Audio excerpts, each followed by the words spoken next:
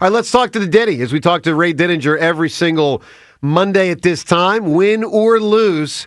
And for the first time in, I don't know, probably mid-November, the Eagles pulled out the W, and we love talking to the Diddy about a W. Good morning, Ray Diddy. Good morning, Joe. How are you doing? Better, Ray. A lot better because they took care of business, and they did it decisively. Ray, what impressed you the most with the Eagles' victory yesterday? Well, you always have to. I mean, you always do have to keep it in perspective. You have to look at the team you were playing, so that's part of it. But it was the definition of a complete game. I mean, every aspect of your team was dominant. You look at 387 yards to 75. I mean, I don't care who you're playing in the NFL. That's dominant, and that's what it was, and it was right from the beginning. I mean, that's one of the things that I was thinking about coming into the game. The Eagles are clearly the better team here. That's not even a discussion. But the way the Eagles have been playing and the way the offense has been sputtering, this had the potential coming in, especially with the weather and all, of being a game if the Eagles start slow and it stays a low-scoring game, and all of a sudden you're in the second half, and the Raiders are still within striking distance. You wind up in that danger zone where maybe you get in trouble against a bad team. We've all seen that happen. Mm-hmm. But I mean, this time the Eagles took the ball, took the opening kickoff on 13 plays, 67 yards, 7-0, and the game's over. But I mean, I thought that was one of the things that I was looking. Did I think the Eagles were going to win? Yeah, for sure. And the Eagles are a better team by far.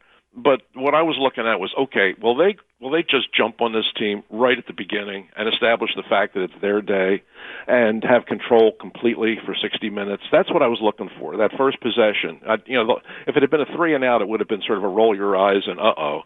But it was just the opposite. I mean, they came down and just rolled the Raiders, and then spent the rest of the day. So it was that. It was the top to bottom aspect of how thoroughly they dominated that team. Ray, is it too much to expect more games with 47 rushing attempts like we had yesterday? That was pretty incredible. Yeah.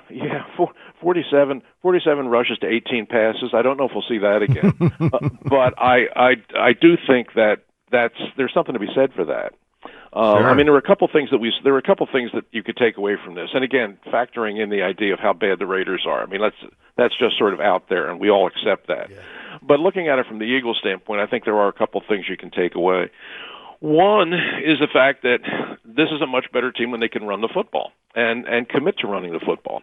And even if you're not ripping off 60-yard touchdown runs like they were last year, the ability and the willingness to just keep pounding away, I think, is important. It's we all talked about this team lacking an identity. Well, that is their identity. I mean, that really is what they are. That really is what they're built to be.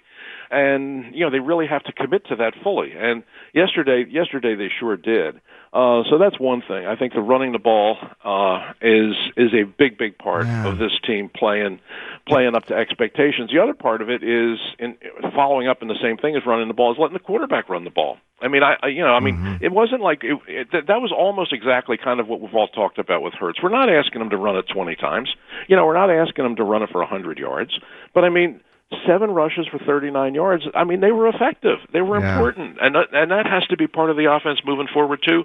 And the other thing is keeping Dallas Goedert in the offense. I mean, there were weeks there that sometimes it just tore my hair out that he just wasn't part of it, And when he is a part, and I know what Brown is, and I know what Smith is. I mean, they're elite receivers, and they're going to be your home run hitters for the most part. But Dallas Goedert has to be part of the game plan in every game, and he has to be getting the ball. And yesterday, I mean, 7 catches, 2 touchdowns.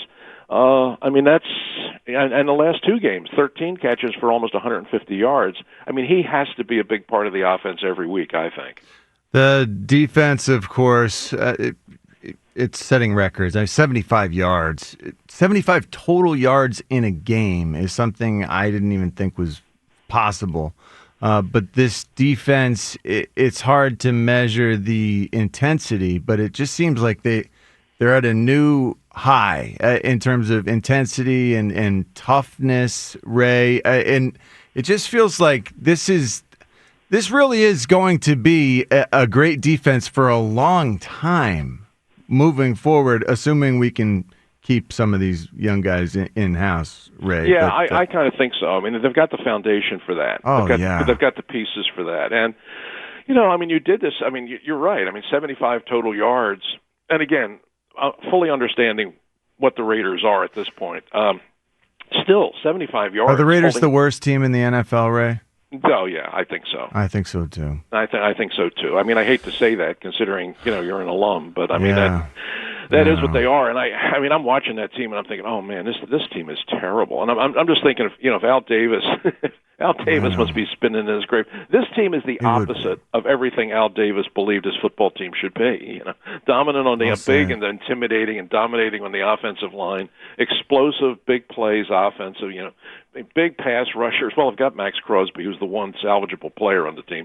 But I mean, they are so bad. And and this is a little off the topic, but I just had to say I felt this the whole game. Every time they got a shot of Pete Carroll on the sidelines, I just felt so bad for the guy. So did I.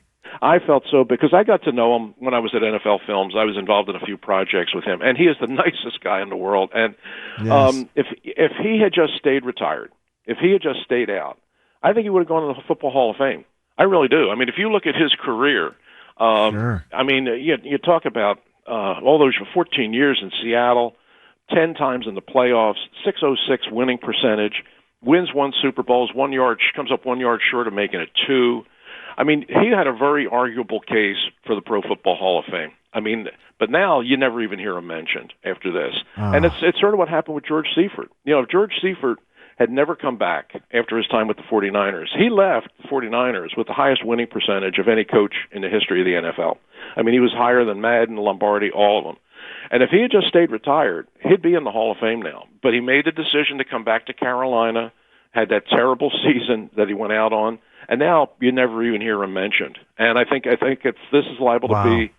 This is liable to put, to sort of quell any thought that Pete Carroll might have had of going in the Hall of Fame. And I think he really had a case. But now after this season, and clearly that team needs a total rebuild, and they're not going to do it with a 74-year-old coach. So he's going to be one and done there, and I think that's going to be how. Unfortunately, I'm afraid that's how he's liable to be remembered. Yeah, Ray, is that it? I mean, clearly 74. He's the oldest coach in the league as it is. But where does he go? What happens next for Pete Carroll? Just goes back to the West Coast and retires, I think. I mean, he was really a good coach. I mean, he's one of I think there's only 3 coaches that won a national championship in college football and won a Super Bowl. Yeah. Jimmy Johnson did it, Barry Switzer did it, and Pete Carroll did it. So, I mean, he's had a great career. But I think he would have been better off if he had just left it in Seattle. Yeah. 94 WIP HD1 Philadelphia as we broadcast today from the Tasty Cake studio along with the Diddy. Ray's got a great event coming up. We'll tell you about that in a moment. Ray, Jalen, tremendous yesterday. I mean, just fantastic. At the end, though, he does ding up that ankle. Does it worry you? I mean, when you look toward the next game, maybe he won't run as much, assuming he plays. Does the ankle worry you? Yeah, sure. I mean, I was thinking that. I was thinking during the game what I just said to you guys, that, boy, when he runs the ball, it really does help this offense. There's no question about that. That's this, and I'm thinking this has to be part of the game plan every week is to have him run for some of these designed quarterback draw plays. I mean, they really are effective. Oh, yeah. And if they do nothing else, if they force the other team to spy him from time to time, which you saw the Raiders doing, not to great effect, but they did. Well, that effectively takes one guy out of the defense, and it helps you overall. So all of that stuff is important, and I was glad to see it back in their offense. And then, of course, he takes off on that final run, and then he goes down awkwardly and limps off, and he comes back and throws a touchdown pass, so it wasn't too serious. But that is the built-in worry about that every time he takes off, there's a chance that he could get hurt. But I still think it's something that they have to do because it just makes them a better team. There's no question about that. But I thought that, I mean, he will downplay the emotional element of yesterday's game. What was being said about him, the things that were being talked about, all the concerns about him, all the doubts that were raised, all the old questions that came back in last week. I mean, he will deflect all that and say that he didn't hear it or it didn't bother him. But clearly it did. And I think you saw it. I mean, after he throws that great, that perfect shot to A.J. Brown for the touchdown, I mean, you saw his reaction. Yep. You know, the clenched fist. I mean, that might not seem like a lot, but we all know for him that For is him, a lot. that sure is. And there was something in there, and it was sort of a take that kind of gesture. I which agree. It's important. That's important for him. I mean, you know, he's the leader of the team. He has to be the leader of the team if this team's going to get back to a Super Bowl. And he sort of had to get a little bit of that swagger back in his step, and I think he got that yesterday. So, what did you make of 17 carries for Tank Bigsby? We got a nicer sample size. How good is he, and how much should he be included in the offense moving forward, Ray? I think he's a good back, and the one thing about him is, man, he just takes that ball and he just hits the hole. I mean, he just runs. He just puts his head down and he runs hard. And that was a great final drive. I mean, it ends up on the 1 yard line, but I mean, what a great drive! I mean, the clock never stops. Yeah, they take it the length of the field. They get it down to the 1 yard line. I think the drive lasted 12 minutes. Been waiting for that kind of drive all year, right? Unbelievable. I mean, I looked up when the game ended. I looked up at the clock, and it was like, what was it? Like a quarter after. It was 3:35. Ray, it was 3:35. Unbelievable. I know. I mean, I'm looking around the rest of the league, and everybody else is just barely starting the fourth quarter. You know, and there's Nick Sirianni shaking hands with Pete Carroll. I mean, you got to love that kind of game. But yeah, I think Bigsby. I mean, there's an argument to be made to make him a bigger part of the offense. Now, clearly, I mean, it's Barkley's show. I mean, he's the guy, and he should be the guy. But I think that there are spots where you could use this guy to good effect because he's not. It's not the classic thunder and lightning kind of thing where you have, one power back and one speed back. I mean, it's not that. But there is a difference in their running styles, and there is a difference in the way they carry the ball. And I think if you mixed and matched them a little bit during the games, I think Bigsby could give you a little lift and also give Barkley a blow in a couple of these games. Sure. Ray, were you surprised Sirianni went for that 4th and goal, up 31 points? I was shocked, frankly. I think it was just his way. I think it was just his way of paying off the guys on the field. They were all backups out there, and they took it the length of the field. And I think he wanted to give Bigsby a chance to pay it off with a touchdown. And if you're Pete Carroll and you're the Raiders, I think you get it. I think you kind of understand what he's doing. He wants to give him the reward for eating up the whole fourth quarter and let him punch it in the end zone and finish it. I guess there's somewhere you would say that's poor sportsmanship to go for it there. But, I mean, I kind of understood what he was doing. I mean, the guys had walked the ball like way down the field, and he was just going to give them a chance to pay it off. I kind of get it. All right, so, Ray, 3 final things here. Washington, next game, and 2 of the next 3. How much better are they than the Raiders? I mean, I'm just trying to get a sense, because they got almost the same record, but are they much better? Because the Raiders were about as bad as any team I've seen in 10 years. Yeah, I mean, no, Washington's better than the Raiders. I mean, and by a lot. I mean, does the Raiders Dan Quinn still have the team planned for him?